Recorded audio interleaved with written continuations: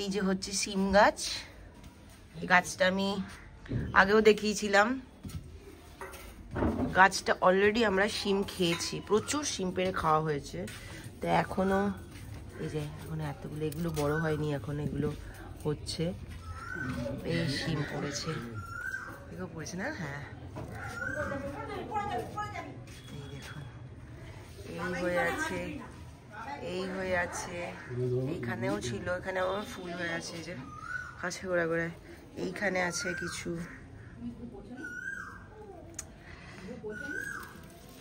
এইখানে কত বড় একটা, এটা তুলে নেব আমি। এই ভেতরে এক গুচ্ছ হয়ে আছে, দেখুন দেখুন ভেতরে, এই ভেতরে দেখে দেখা যাবে, ওই এক গুচ্ছ হয়ে আছে, এই এক গুচ্ছ হয়ে আছে। তো এই গাছটা প্রচুর ফল দিয়েছে, এই তো একদম মাটি থেকে হওয়া গাছটা, কোনো মাটিতে লাগানো নয়, তো সেই কারণে গাছটা এত ফল দিচ্ছে।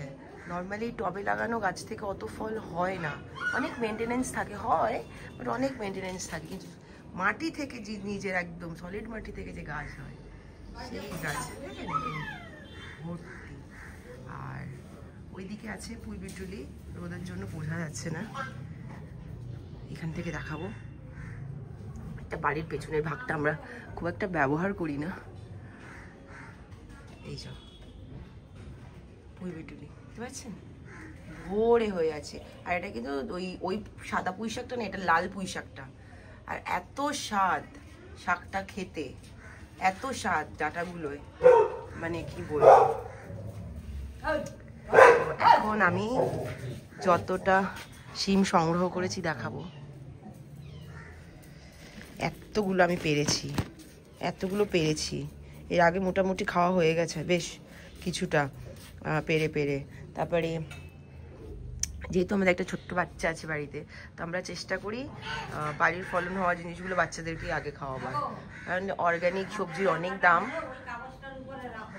তো এই কি ভালো লাগছে না দেখতে।